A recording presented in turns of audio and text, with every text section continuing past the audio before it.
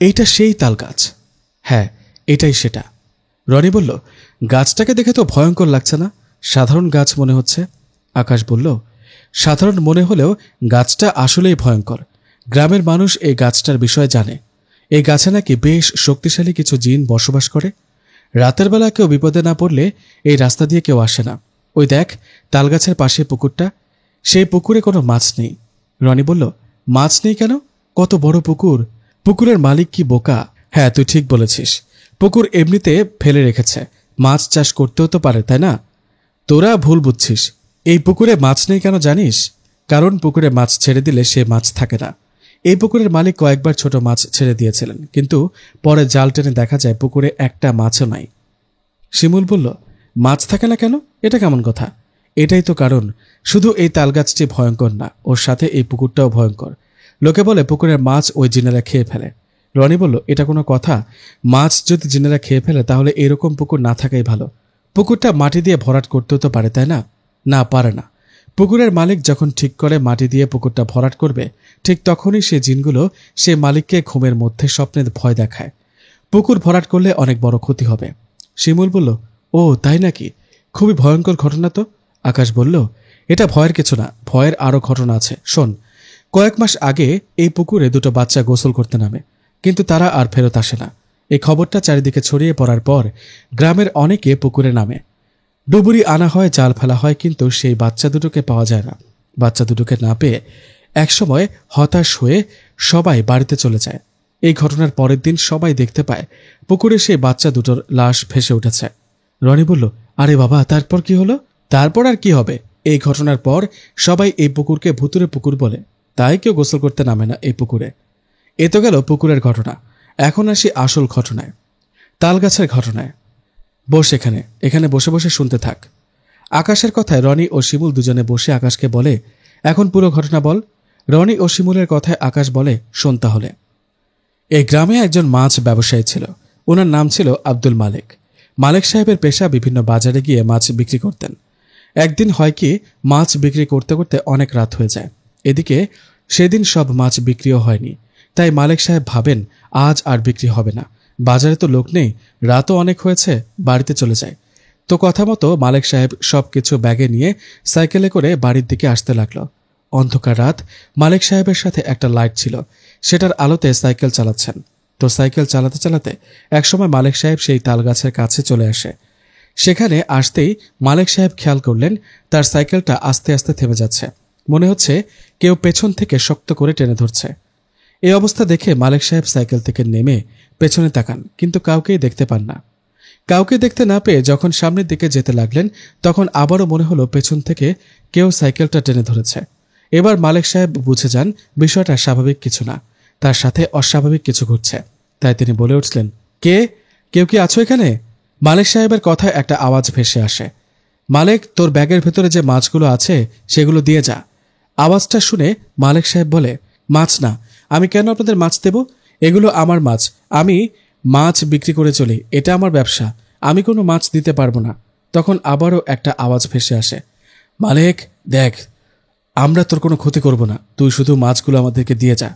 এবারও মালিক সাহেব একই উত্তর দেন, না, আমি একটি মাছও দেব না। এ বলে উনি একটু সামনের দিকে যেতেই দেখলেন কোথা থেকে হঠাৎ করে কয়েকটা কুকুর এসে উনাকে ঘিরে ধরেন। কুকুরগুলো সাধারণ কুকুরের থেকে অনেক বড়, আর কুকুরগুলোর চোখ আগুনের মতো জ্বলজ্বল করছে। ওদের দেখে মনে হচ্ছে খুবই রেগে আছে। এই মনে হয় মালিক সাহেবকে কামড় দিবে। বলতে না বলতে হঠাৎ করে সেখানে থাকা একটা কুকুর মালিক সাহেবের পায়ে কামড় মারে। কামড় দেয় মালিক সাহেব ব্যথায় চিৎকার দিয়ে ওঠে। তার হাত থেকে সাইকেলটা পড়ে যায়। এরকম ভয়ানক অবস্থায় মালিক সাহেব নিজের জান বাঁচাতে পাশে থাকা একটা লাঠি দিয়ে সেই কুকুরগুলোর ওপর আঘাত করতে থাকেন। আঘাত করতে করতে হঠাৎ একটা কুকুরের মাথায় বাড়ি লাগে, আর সাথে সাথে কুকুরটি মাটিতে পড়ে ভয়ঙ্করভাবে ডাকতে থাকেন।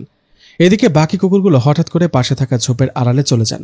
এ দেখে মালিক সাহেব সেখানে আর দেরি না করে তাড়াতাড়ি বাড়িতে চলে আসেন। বাড়িতে আসার পর তার সাথে আর কোনো ঘটনা ঘটেনি। এদিকে রাতে ঘটে যাওয়া ঘটনা মালিক সাহেব তার বাড়ির কাউকে বলেনি। এই ঘটনার ঠিক 3 দিন পর মালিক সাহেব হঠাৎ করে নিখোঁজ হয়ে যান। কোথায় গেছে কেউ জানে না। তার পরিবারের লোকজন সব জায়গায় খোঁজেন, কোথাও পান না। এমনকি মাইকিংও করা হয় আশেপাশে এলাকায়, তবুও তার কোনো খোঁজ পান না। এমন অবস্থা মালিক সাহেবের পরিবার একজন হুজুরের কাছে যান বিষয়টা ভুতুরে কিনা জানতে। হুজুরের কাছে যাবার পর হুজুর মালেক সাহেবের স্ত্রী ও সন্তানদের একটা ভয়ঙ্কর কথা বলে হুজুর বলে মালেক সাহেব বেঁচে আছেন, কিন্তু জিনেরা তাকে তাদের রাজ্যে বন্দী করে রেখেছে। হুজুরের মুখে কথাটা শুনে মালেক সাহেবের স্ত্রী ও সন্তানেরা অবাক হয়ে জিজ্ঞেস করেন, কেন হঠাৎ জিনেরা ওনাকে কেন ওনাদের রাজ্যের বন্দী করে রেখেছে? তখন হুজুর বলেন, আসলে আমি এই বিষয়ে তেমন কিছু বলতে পারবো না, কারণ মালেক সাহেবকে যে জিনেরা ধরে নিয়ে গেছে ওরা অনেক শক্তিশালী। আমি এই বিষয়ে কিছু করতে পারবো না ঠিকই, কিন্তু আমি আপনাদের একজন বড় হুজুরের ঠিকানা দিই। উনি আমার ওস্তাদ হুজুর, উনার কাছে যান, আপনাদের উনি সাহায্য করতে পারবে। হুজুরের কথা শুনে মালেক সাহেবের স্ত্রী সন্তানেরা বড় হুজুরের ঠিকানা নিয়ে সেখানে চলে যান।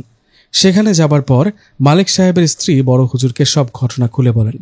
হুজুর সব ঘটনা শুনে ওদের বলেন, ঠিক আছে, আমি এই বিষয়টা দেখব, তার আগে জানতে হবে আসল ঘটনা কি, মালেক সাহেবকে কেন জিনেরা ধরে নিয়ে গেল। আপনারা কালকে আবার আমার কাছে আসবেন। আজ রাতে আমি আমার সাথে থাকা জিনদের মাধ্যমে জানব আসল ঘটনা কি মালেক সাহেবের বিষয়ে। কাল আসবেন, আশা করি সবটা জানতে পারবেন। যাই হোক, বড় হুজুরের কাছে কথাগুলো শুনে ওনারা সবাই চলে যায়। কথা মতো পরের দিন আবার হুজুরের কাছে আসেন। হুজুরের কাছে আসতেই হুজুর খুব অবাক করা ভয়ঙ্কর একটা তথ্য দেন। হুজুর মালেক সাহেবের স্ত্রী ও সন্তানকে বলেন, আপনাদের গ্রামে যে তালগাছ আছে সেই তালগাছের পাশ দিয়ে মালেক সাহেব একদিন রাতের বেলা ফিরছিলেন। তখন মালেক সাহেবের সাথে কয়েকটা মাছ ছিল। সেই মাছ দেখে সেই তালগাছে থাকা ভয়ঙ্কর কয়েকটা পিশাচ জিন মালেক সাহেবকে বলেন মাছগুলো দিয়ে যেতে, কিন্তু মালেক সাহেব মাছগুলো দিতে চান না। তাই সেই জিনগুলো কুকুরের রূপ নিয়ে মালেক সাহেবের ওপর আক্রমণ করার চেষ্টা করে। ঠিক তখনই ভয়ে ও জীবন বাঁচাতে মালেক সাহেব লাঠি নিয়ে সেই কুকুররূপী জিনগুলোকে মারতে থাকে। মারতে থাকার এক পর্যায়ে একটা কুকুররূপী জিনের মাথায় আঘাত লাগে আর সে মারা যায়। সে জিনটা মারা যাওয়ায় তার সাথে থাকা বন্ধু জিনেরা মালেক সাহেবকে ধরে নিয়ে তাদের রাজ্যে বন্দী করে রাখেন। হুজুরের মুখে কথাগুলো শুনে মালেক সাহেবের স্ত্রী বলেন, হুজুর, তাহলে এখন উপায় কি? আমার স্বামীকে কিভাবে ফিরে পাব? আপনি একটা ব্যবস্থা করুন। এই বলে উনি কান্না করতে থাকেন। মালেক সাহেবের কান্না দেখে বড় হুজুর বলেন, আপনি কান্না করবেন না, আমি সব রকম চেষ্টা করছি। আগামীকাল আমি জিনদের রাজ্যে যাব, সেখানে কালকে মালেক সাহেবের বিচার হবে। মালেক সাহেবের বিচার করবে জিনদের মেন সর্দার। সেখানে যদি মালেক সাহেবের দোষ প্রমাণ হয় তাহলে তাকে আর ফিরে পাব না, আর দোষ প্রমাণ না হলে ফিরে পাব। দোয়া করুন আল্লাহ রহমতে আমরা যেন ফিরে পাই। আপনারা এখন বাড়িতে চলে যান, কালকে বিকেলের দিকে আমার বাড়িতে আসবেন। হুজুরের কথাগুলো শুনে মালেক সাহেবের স্ত্রী সন্তান চিন্তিত হয়ে বাড়িতে ফিরে যান। এদিকে গ্রামে শোরগোল পড়ে গেল। মালেককে জিনেরা নাকি ধরে নিয়ে গেছে। সবার মাঝে একটা আতঙ্ক সৃষ্টি হয়ে গেল। যাই হোক, সেই দিনটা চলে গেল। পরের দিন কথা মতো বড় হুজুর তার বন্ধু জিনদের মাধ্যমে জিনদের রাজ্যে চলে গেল। আজ জিনদের রাজ্যে মালেক সাহেবের বিচার হবে। বড় হুজুর জিনদের রাজ্যে গিয়ে দেখলেন জায়গাটা খুব সুন্দর, একদম স্বপ্নের মতো। সেখানে একটা গাছের নিচে মালেক সাহেবের বিচার হবে এবং ওখানে অনেক জিনেরা উপস্থিত ছিলেন। সেখানে জিনদের মেইন সর্দারও ছিলেন। বড় হুজুর সেখানে যাবার পর জিনের সর্দার হুজুরকে বসতে বলেন আর আদেশ করেন মালেক সাহেবকে সেখানে নিয়ে আসতে। কথা মতো মালেক সাহেবকে সেখানে নিয়ে আসা হয়। শুরু হয় বিচার। জিনের সর্দার ওখানে থাকা জিনদের জিজ্ঞেস করে, এখন বলো মালেককে কেন ধরে নিয়ে আসছ? সর্দারের কথা শুনে জিনগুলো বলে, সর্দার, আমরা কয়েকজন মানুষদের রাজ্যে একটা তালগাছে থাকি। এই যে মালেক সাহেব আমাদের একজন জিন বন্ধুকে আঘাত করে মেরে ফেলেছে, তাই আমরা তাকে ধরে নিয়ে আসছি। এখন আপনি ওর বিচার করুন। জিনদের কথা শেষ হতে বড় হুজুর জিনের সর্দারকে বলেন, সর্দার, আমার কিছু কথা ছিল, কথাগুলো শুনলে বুঝবেন আসলে দোষটা কার। এ বলে বড় হুজুর জিনদের সর্দারকে বলেন, এই যে মালেক সাহেব, উনি একজন মাছ ব্যবসায়ী। একদিন মাছ বিক্রি করে সাথে কয়েকটা মাছ নিয়ে রাতের বেলা একা একা বাড়ি ফিরছিলেন। ঠিক তখন ওই তালগাছে থাকা জিনেরা মালেক সাহেবের কাছ থেকে মাছ চেয়ে বসেন। এদিকে মালেক সাহেব মাছ দিতে রাজি হননি বলে জিনগুলো কুকুরের রূপ নিয়ে মালেক সাহেবের ওপর আক্রমণ করে। ঠিক তখনই জীবন বাঁচাতে মালেক সাহেব লাঠি দিয়ে আঘাত করে। মালেক সাহেব কিন্তু ইচ্ছে করে মারেনি। বড় হুজুরের মুখে কথাগুলো শুনে জিনের সর্দার সেখানে থাকা জিনগুলোকে জিজ্ঞেস করলেন, এসব কি সত্যি? তখন জিনেরা বলে, হ্যাঁ সর্দার, কথাগুলো সত্যি, কিন্তু মালেক সাহেব মাছগুলো দিলে তো আমরা কিছু করতাম না, তাই না? জিনদের মুখে কথাগুলো শুনে জিনের সর্দার ধমক দিয়ে বলেন, চুপ করো, এটা একদমই ঠিক না। উনি মাছ ব্যবসায়ী, উনি কেন তোমাদের মাছ দেবে? সবাই শোনো, মালেক সাহেবের কোনো দোষ নেই, ওনাকে ছেড়ে দেওয়া হোক, আর হুজুর ও মালেক সাহেবকে তাদের বাড়িতে পৌঁছে দেওয়া হোক। আজকের বিচার এখানেই শেষ। এ বলে জিনের সর্দার চলে যান, আর কথা মতো বড় হুজুর ও মালেক সাহেবকে জিনেরা তাদের গ্রামে রেখে যান। গ্রামে রেখে যাওয়ার পর বড় হুজুর মালেক সাহেবকে নিয়ে তার বাড়িতে চলে আসেন। এদিকে মালিক সাহেবের স্ত্রী সন্তানেরা হুজুরের বাড়িতে অপেক্ষা করছিল। মালিক সাহেব বাড়িতে আসতেই তার স্ত্রী সন্তানেরা কান্না করতে থাকে। এদিকে মালিক সাহেবও কান্না করতে থাকে। মালিক সাহেব ফিরে আসছেন জিনদের রাজ্য থেকে। এই খবর গ্রামের সবার মাঝে ছড়িয়ে পড়েছে। সবাই আসছে মালিক সাহেবকে দেখতে। সবাই এসে মালিক সাহেবের মুখ থেকে সব ঘটনা শোনে। সবাই এটাও শোনে সেই তালগাছে কয়েকটা জিন বসবাস করে। এদিকে সেই তালগাছের মালিক উনিও এই ঘটনা শোনেন আর চিন্তা করেন তালগাছটা কেটে ফেলবেন। কথা মতো গাছের মালিক দুইজন লোক ঠিক করেন। সেই লোক দুটো গাছের কাছে আসেন আর কাজ শুরু করেন। সেই লোক দুটো যখনই তাল গাছটা কাটতে যাবেন ঠিক তখনই দুজনের মধ্য থেকে হঠাৎ করে একজন অসুস্থ হয়ে যান। তার মাথা ঘুরতে থাকে। একজন অসুস্থ, আরেকজন তো ভালো ছিল। সেই লোকটা যখনই কুড়াল দিয়ে তাল গাছে একটা আঘাত করছে ঠিক তখনই গাছ থেকে রক্ত বেরোতে থাকে। এই দৃশ্য দেখে গাছ কাটতে আসা দুইজনে ও গাছের মালিক অনেক ভয় পেয়ে যান। তারা ভয়ে সেখান থেকে চলে যান। সেদিন দিনের বেলা আর কোনো ঘটনা না ঘটলেও সে রাতে গাছের মালিকের সাথে একটা ভয়ঙ্কর ঘটনা ঘটে। সে রাতে হঠাৎ ওনার ঘুম ভেঙে যায়। ঘুম ভাঙতেই উনি দেখেন কুচকুচে কালো দুটা অবয়ব ওনার পায়ের কাছে দাঁড়িয়ে আছে। এটা দেখে উনি চিৎকার করতে যাবেন ঠিক তখনই সেই কালো অবয়ব দুটো ওনার পা ধরে একটা টান দিয়ে নিচে ফেলে দেন। নিচে পড়ে গিয়ে উনি মাথায় আর কোমরে অনেক ব্যথা পান। এদিকে সেই অবয়ব দুটো তখন তালগাছের মালিককে বলেন, তোর এত বড় সাহস হয় কি করে আমাদের বসবাসের স্থানে হাত লাগাস? আমরা ওই তালগাছে থাকি, তুই কেন ওটা কেটে ফেলার জন্য লোক নিয়ে আসছিস? আজকে সাবধান করে গেলাম, এরপর কখনো এরকম সাহস দেখালে তোর বংশ শেষ করে দিব, কেউ বাঁচবি না। এই বলে সেই ভয়ঙ্কর অবয়ব দুটো চলে যান। সেই থেকে এই গাছের মালিক ভয়ে আর তালগাছটা কাটার সাহস করেনি। আর সাথে থাকা পুকুরটাতেও মাছ ছেড়ে দেন না। মাছ ছেড়ে দিলে ওগুলো আর পাওয়া যায় না। আকাশের মুখে কথাগুলো শুনে রনি ও শিমুল বলেন, এ তো অনেক বড় ঘটনা রে। হ্যাঁ, এখন তো দিন, তাই স্বাভাবিক লাগছে। রাত হলে জায়গাটা ভয়ঙ্কর হয়ে ওঠে। আমার মুখে কথাটা শুনে রনি আর শিমুল বললেন, তাহলে রাতের বেলা আসা যাক এখানে, দেখি লোকে যা বলছে তা আসলে সত্যি কিনা। ওদের কথার জবাবে আমি বললাম, পাগল হলি নাকি? এত কিছু শোনার পর এই জায়গায় আসবি, তাও আবার রাতের বেলা? শিমুল বলল, হ্যাঁ আসবো, আমরা দেখব লোকে যা বলে তা সত্যি নাকি মিথ্যা। শিমুল বলল, আমরা রাতের বেলা এই তালগাছের কাছে আসব আর নিজের চোখে দেখব লোকে যা বলে তা সত্যি নাকি মিথ্যা। শিমুলের মুখে কথাটা শুনে আমি অনেক বারণ করলাম, কিন্তু শিমুল ও রনি আমার কোনো কথা শুনল না। জেদ করে বসেছেন রাতে এখানে আসবেন তো আসবেনই। যাই হোক, কথা মতো সেই রাতে আমার কথা না শুনে শিমুল ও রনি দুজনে বেরিয়ে পড়লেন সেই তালগাছের কাছে। আমি ইচ্ছের বিরুদ্ধে উপায় না পেয়ে ওদের সাথে চলতে লাগলাম। আমরা তিনজনই হাঁটছি। আমি রনি ও শিমুলকে বললাম, দেখ ভাই, তোরা দুজন আমাদের গ্রামের না, তোরা দুজনে আমার বাড়িতে বেড়াতে আসছিস, তাই হয়তো এসব পাগলামি তোদের মাথায় ঢুকছে। ওই তালগাছটা আসলেই ভয়ানক। এখনও সময় আছে, চল বাড়িতে ফিরে যাই। চুপ থাকতো, হাঁটতে থাক আমাদের সাথে।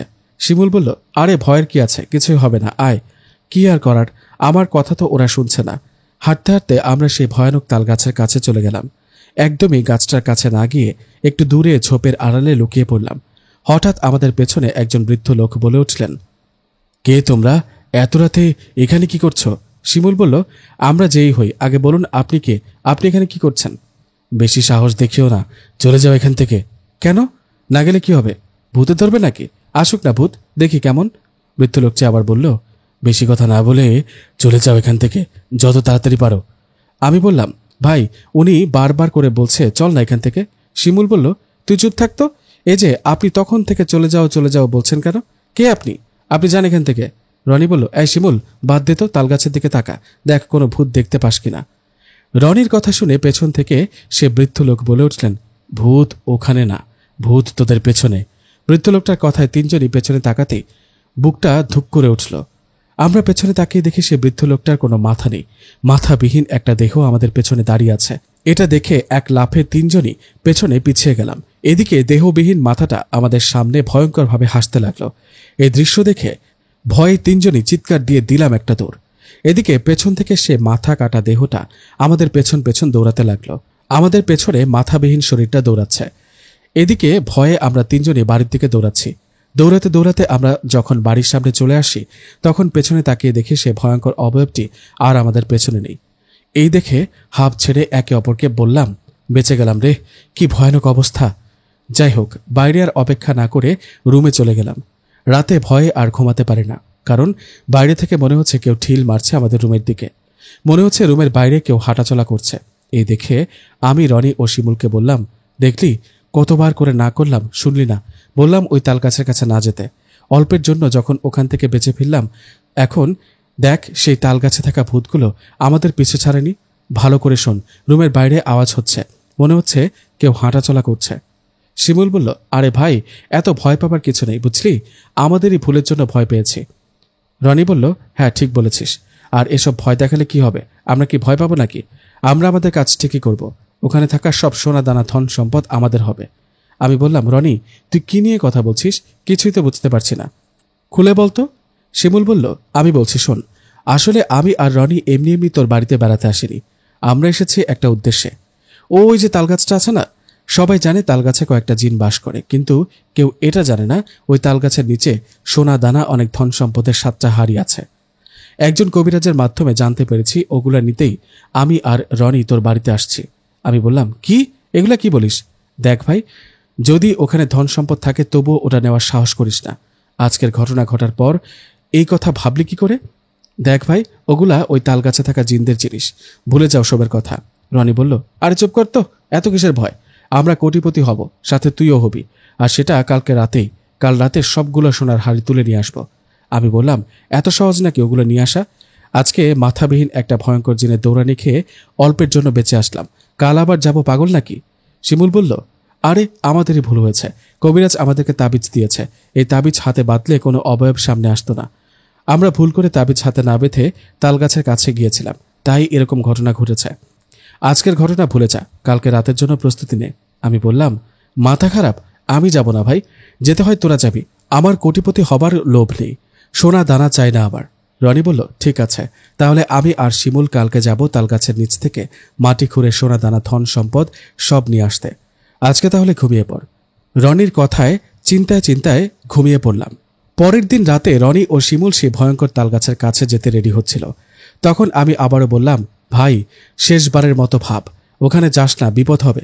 শিমুল বলল, কিচ্ছু হবে না, এই দেখ হাতে তাবিজ বেঁধে নিয়েছি, এখন কোনো জিন আমাদের কাছে আসতে পারবে না। আমি বললাম, তোদের বিপদ হলে তোদের মা বাবাকে কি বলবো বলতো? ওনারা আমাকে কি ভাববে?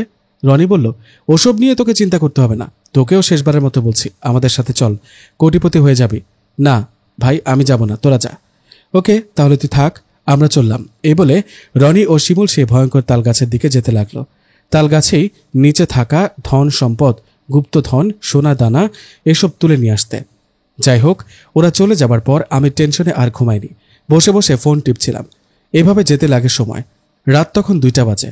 হঠাৎ এক দৌড়ে শিমুল আমার রুমে ঢুকে ধপাস করে পড়ে গেল। ওকে দেখে আমি বিছানা থেকে এক লাফে নেমে শিমুলের কাছে গিয়ে বললাম, শিমুল, কি হয়েছে? শিমুল।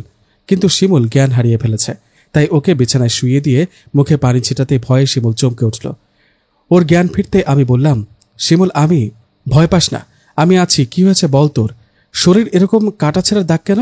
রনি কোথায় বল? আমার কথায় শিমুল ভয়ে কাঁপতে কাঁপতে বলল, জানি না ভাই। শিমুলের কথায় ওকে বললাম, জানিস না মানে? ওর কোনো বিপদ হলো না তো? চল আমার সাথে, তালগাছের কাছে গিয়ে দেখি। না ভাই, ওখানে যাব না, মরে যাব, ওই জায়গাটা আসলেই ভয়ঙ্কর, ওই জিনগুলো আমাদের মেরে ফেলবে। আরে কিছুই হবে না, আমাদের সাথে লাইট থাকবে, রনি নিশ্চয়ই কোনো বিপদে পড়েছে, চল আমার সাথে।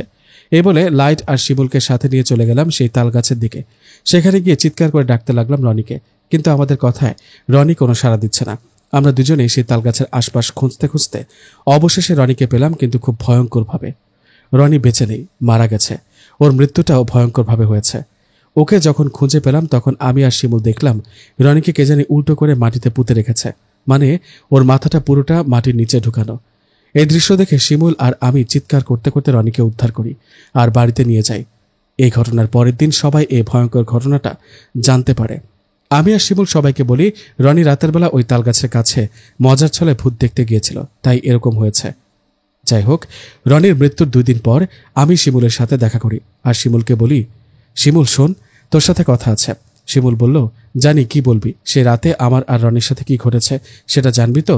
হ্যাঁ, সেটাই বল, সে রাতে তোদের সাথে কি ঘটেছে? শিমুল বলল, অনেক ভয়ঙ্কর ঘটনা ঘটেছে ভাই, বলতে গেলে গা শিউরে ওঠে। রনিকে ওই জিনগুলোই মেরেছে। হ্যাঁ, সেটা আমি জানি, তুই বল তোদের সাথে কি কি ঘটেছে। ওকে শোন। শিমুল আমাকে বলল, তাহলে শোন, সে রাতে আমার আর রনির সাথে যা যা ঘটেছিল। আমরা দুজনে তোর কাছ থেকে বিদায় নিয়ে সে তালগাছের দিকে যেতে থাকি। নিঝুম রাত, রাস্তায় কেউ ছিল না, আমি আর রনি হাঁটছি।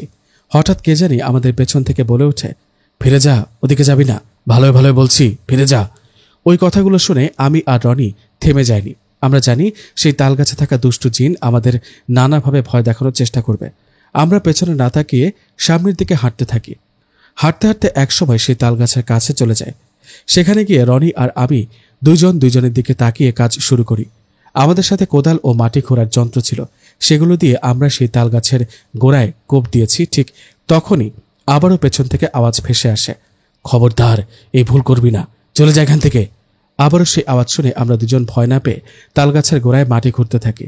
আমাদের একটাই লোভ ছিল, তালগাছের গোড়ায় মাটি খুঁড়ে গুপ্তধন, সোনা দানা যা আছে সব বের করে নিব।